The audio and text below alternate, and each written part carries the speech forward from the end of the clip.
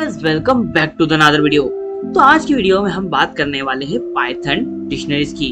तो पाइथन में डिक्शनरीज क्या होती हैं? जिस टाइप से डिक्शनरी हमारे रियल वर्ल्ड में होती है सेम उसी टाइप से डिक्शनरी पाइथन में भी एग्जिस्ट करती है। तो एग्जांपल के तौर पर जो डिक्शनरी हम पढ़ते हैं उसमें क्या होता है कि एक की होती है और उसके सामने उसकी एक वैल्यू लिखी होती है। अब वो वैल्यू या तो उसका मतलब हो सकता है, यानी कि उसका कुछ मीनिंग हो सकता है, या फिर उससे रिलेटेड कुछ इन्फॉर्मेशन हो सकती है, या फिर उसी की डेफिनेशन हो सकती है, या फिर उस की का कोई कन्वर्जन हो सकता है दूसरी लैंग्वेज में। फॉर एग्जाम्पल हम डिक्शनरी का यूज करते हैं हिंदी इंग्लिश ट्रांसलेशन के लिए।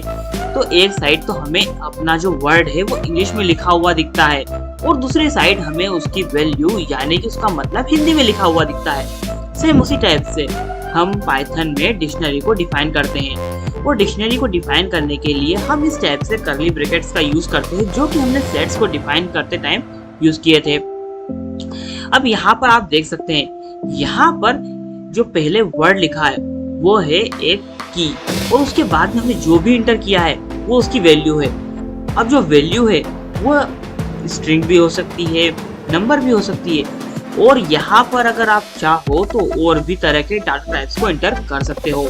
अब जानते हैं डिक्शनरी के कुछ फंक्शनलिटीज के बारे में। पहले तो बात करते हैं कि डिक्शनरी में जितने भी आइटम्स होते हैं वो सब ऑर्डर्ड होते हैं या नहीं होते हैं। तो यहाँ पर मैंने लिख रखा है कि जो पाइथन 3.7 था, मतलब कि पाइथन का जो वर्जन 3.7 था उसके पहले जो डिक्शनरीज थी वो ऑर्डर्ड नहीं थी। पाइथन 3.7 के बाद से डिक्शनरी हमारी ऑर्डर्ड हो गई, मतलब कि हर एक एलिमेंट का एक स्पेसिफिक इंडेक्स है और उस इंडेक्स का यूज करके आप उस वैल्यू को प्रिंट करा सकते हो या फिर उसे यूज कर सकते हो। अब बात करते हैं कि पाइथन में जो हमारी डिक्शनरी होती है वो चेंजेबल होती है या नहीं होती है, मतलब कि इसकी वैल्यूज को आप मॉडिफाई कर सकते हो क्या? तो हाँ, आप बिल्कुल सही सोच रहे हो। अगर आप चाहो तो यहाँ पर किसी भी डिक्शनरी में किसी भी वैल्यू को मॉडिफाई कर सकते हो और पाइथन में डिक्शनरी डुप्लीकेट्स को अलाउ नहीं करती है। गलती से अगर आपने वहां पर डुप्लीकेट्स को एंटर कर दिया तो वो क्या करेगी कि आपके डुप्लीकेट को मॉडिफाई कर देगी। फॉर एग्जांपल यहाँ पर आप देख सकते हैं, यहाँ पर मैंने एक ही की को 2 बार यूज किया है। तो यहाँ पर क्या हो रहा है कि जो ईयर है पहले तो 1964 था, लेकिन उसके बाद हमारा जो ईयर है वो मॉडिफाई होकर 2020 हो चुका है।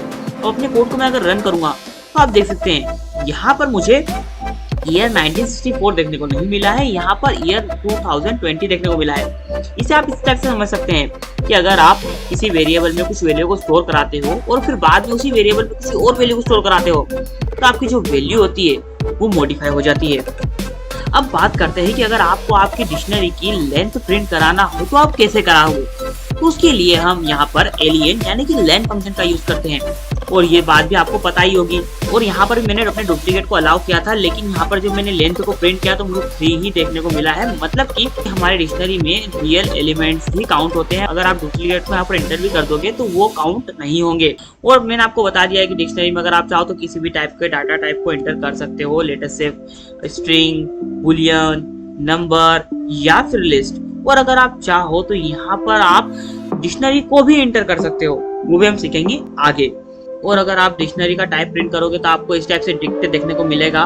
और अगर आपको डिक्शनरी बनाना है तो आप डिक्ट कीवर्ड का यूज करके डिक्शनरी को इजीली बना सकते हो और वहां पर आपको कुछ वैल्यूज देना होगी। फॉर एग्जांपल यहाँ पर आपको पहले तो की एंटर करना होगी और ये आपको स्ट्रिंग के तौर पर एंटर नहीं करनी होती है और उसके बाद में उसकी वैल्यू एंटर कर देनी होती है, जैसा कि हम वेरिएबल को डिफाइन करते हैं। अब बात करते हैं कि हम किस टाइप से अपनी डिक्शनरी के आइटम्स को एक्सेस कर सकते हैं। तो डिक्शनरी के आइटम को एक्सेस करने के लिए हम यहाँ पर इस टाइप से सिंटेक्स का यूज करते हैं।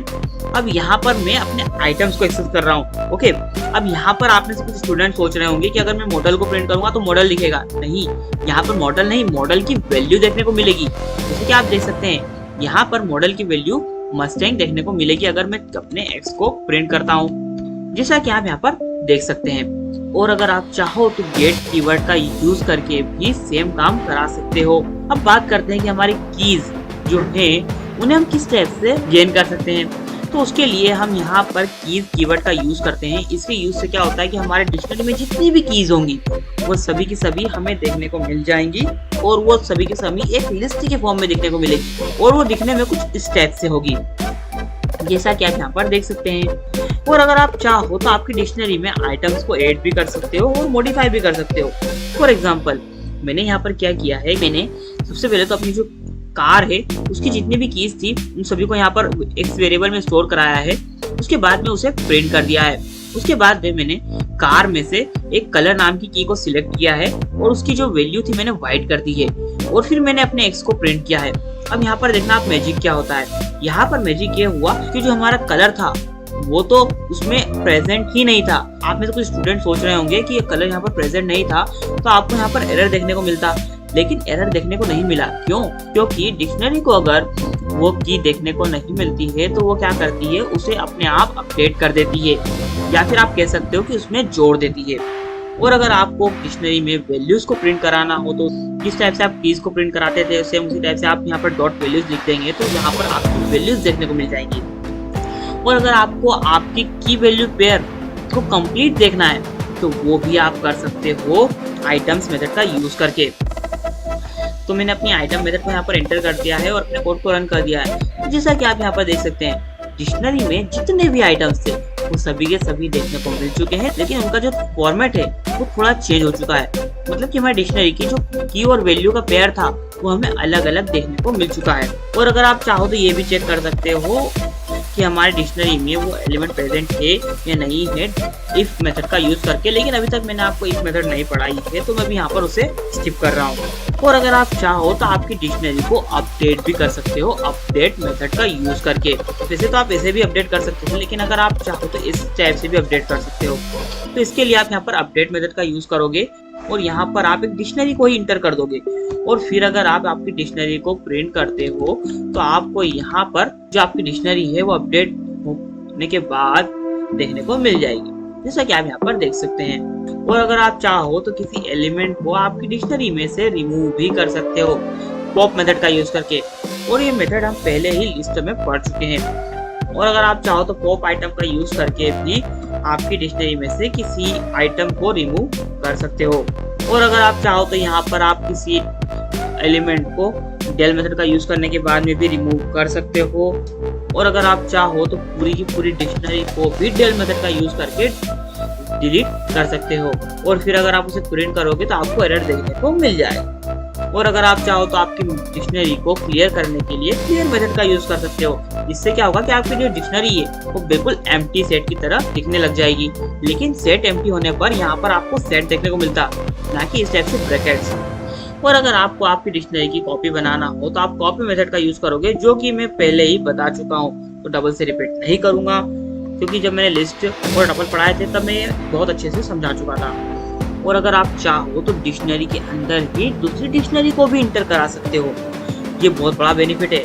फॉर एग्जांपल मैंने यहाँ पर एक डिक्शनरी बनाई है और यहाँ पर जो चाइल्ड 1 है ये एक तरह की की है और फिर मैंने यहाँ पर एक और डिक्शनरी को इंटर कर दिया है इस की के अंदर। ओके, तो इस टाइप से भी आप यहाँ पर कर सकते हो। और फिर मैंने यहाँ पर चाइल्ड 2 नाम की कीवर्ड को एंटर किया है और उसकी वैल्यू में मैंने एक डिक्शनरी को स्टोर करा दिया है। इसी टाइप से आप किसी भी डिक्शनरी की वैल्यू में डिक्शनरी को ऐड कर सकते हो। और अगर आप चाहते हो तो यहाँ पर एक और डिक्शनरी को भी ऐड कर सकते थे किसी भी वैल्यू की जगह पर। और अगर आप चाहो तो सेम थिंग आप किसी और तरीके से भी कर सकते हो, जो कि ये है। मैंने यहाँ पर क्या किया है, मैंने पहले तो 3 वेरिएबल्स बनाए हैं, चाइल्ड 1, चाइल्ड 2, चाइल्ड 3। सभी में मैंने कुछ डिक्शनरीज को क्रिएट किया है। फॉर एग्जांपल मैंने यहाँ पर लिखा है नेम, फिर मैंने उसकी वैल्यू को स्टोर कराया है, फिर मैंने लिखा है ईयर और फिर मैंने उसकी वैल्यू को स्टोर कराया है।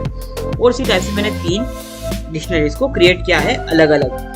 फिर मैंने क्या किया, एक डिक्शनरी को बनाया है और उसमें चाइल्ड 1, चाइल्ड 2, चाइल्ड 3 लिखा है और उनकी वैल्यूज की जगह पर मैंने यहाँ पर उन डिक्शनरीज को ऐड कर दिया है। और ये सेम काम मैंने यहाँ पर किया था और ये सेम काम मैंने इस टाइप से किया है। तो देख सकते हो आप इन दोनों मेथड का यूज करके आप ये दोनों काम इजीली कर सकते हो। अब मैंने यहाँ पर एक डिक्शनरी के अंदर एक और डिक्शनरी को डिफाइन कर दिया है, तो अगर मैं चाहूँ तो यहाँ पर उस आइटम को भी एक्सेस कर सकता हूँ जो कि मेरी दूसरी डिक्शनरी के अंदर हो। फॉर एग्जाम्पल जो हमारी माई फैमिली है उसके अंदर जो चाइल्ड 2 है उसके नेम को अगर मैं एक्सेस करना चाहूँ तो मैं क्या लिखूंगा, सबसे पहले तो माई फैमिली को एंटर करूंगा, उसके बाद में मैं अपने चाइल्ड 2 को एंटर करूंगा जो कि मेरा ये कीवर्ड है। उसके बाद में अपने चाइल्ड 2 के अंदर जो डिक्शनरी है उसके नाम वाले कीवर्ड को मैं यहाँ पर एंटर कर रहा हूँ। तो उसके बाद हमें जो हमारा नाम है चाइल्ड 2 का वो देखने को मिल चुका है, जो कि है टोबियस, जो कि मैंने यहाँ पर लिखा हुआ है। और सेम काम आप चाहो तो फॉर लूप के यूज से भी कर सकते हो, लेकिन मैंने अभी तक आपको फॉर लूप नहीं पढ़ाए हैं, तो अभी के लिए मैं इन्हें स्किप कर रहा हूँ। और अब बात करते हैं पाइथन में जितने भी डिक्शनरी मेथड्स होती है उन सभी की। और उन सभी मेथड्स को आप यहाँ पर देख सकते हो। इनमें से कुछ मेथड्स मैंने आपको नहीं पढ़ाई हैं, बाकी सारी की सारी मेथड्स मैंने पढ़ा दी हैं। और इनके एग्जाम्पल आप गूगल पर जाकर सर्च कर सकते हो। और इन मेथड्स का डिस्क्रिप्शन आपको मैंने साइड में भी दे रखा है, और इस टेबल की लिंक आपको डिस्क्रिप्शन बॉक्स में मिल जाएगी, तो आप चाहो तो उसे भी जाकर एक्सेस कर सकते हो। सो गाइस, मिलते हैं किसी और वीडियो में किसी और टॉपिक के साथ। तब तक के लिए बाय बाय।